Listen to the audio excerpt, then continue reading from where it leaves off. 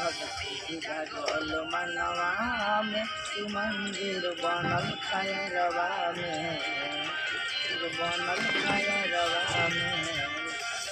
जागल मनवा में शिव मंदिर बनल खैरवा में।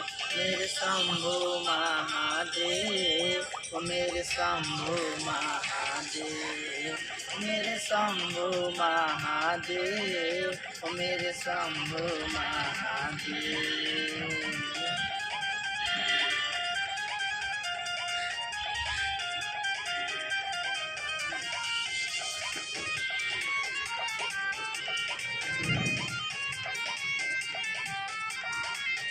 देव महादेव है सबसे दानी, भूखे को अन्न दिए प्यास को पानी, भूखे को अन्न दिए प्यास को पानी।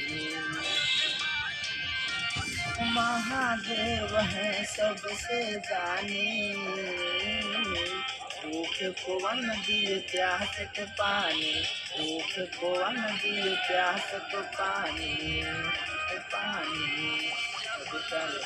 जागल मनवा में शिव मंदिर बनल खैरवा में। मेरे शंभु महादेव, मेरे शंभु महादेव, मेरे शंभु महादेव, मेरे शंभु महादेव।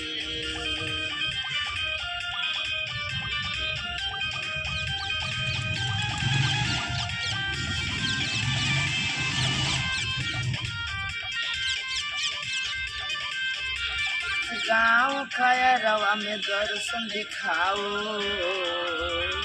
नर नारी के ज्ञान बनाओ, नर नारी के ज्ञान बनाओ।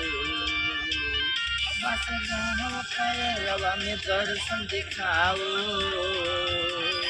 नर नारी के ज्ञान बढ़ाओ, नर नारी के ज्ञान बढ़ाओ, बढ़ाओ। महनाथ के शिव मंदिर बनल खैरवा में। मेरे शंभु महादेव, मेरे शंभु महादेव, मेरे शंभु महादेव, मेरे शंभु महादेव।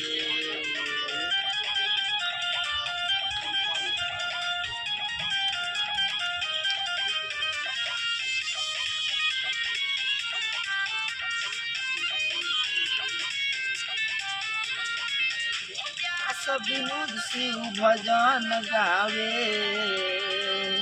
गुलशन बिहारी म्यूजिक बनावे, गुलशन बिहारी म्यूजिक बनावे।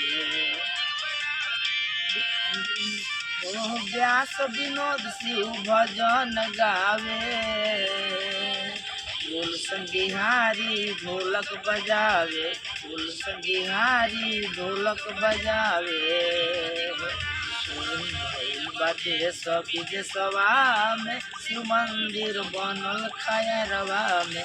मेरे शंभु महादेव, मेरे शंभु महादेव, मेरे शंभु महादेव, मेरे शंभु महादेव।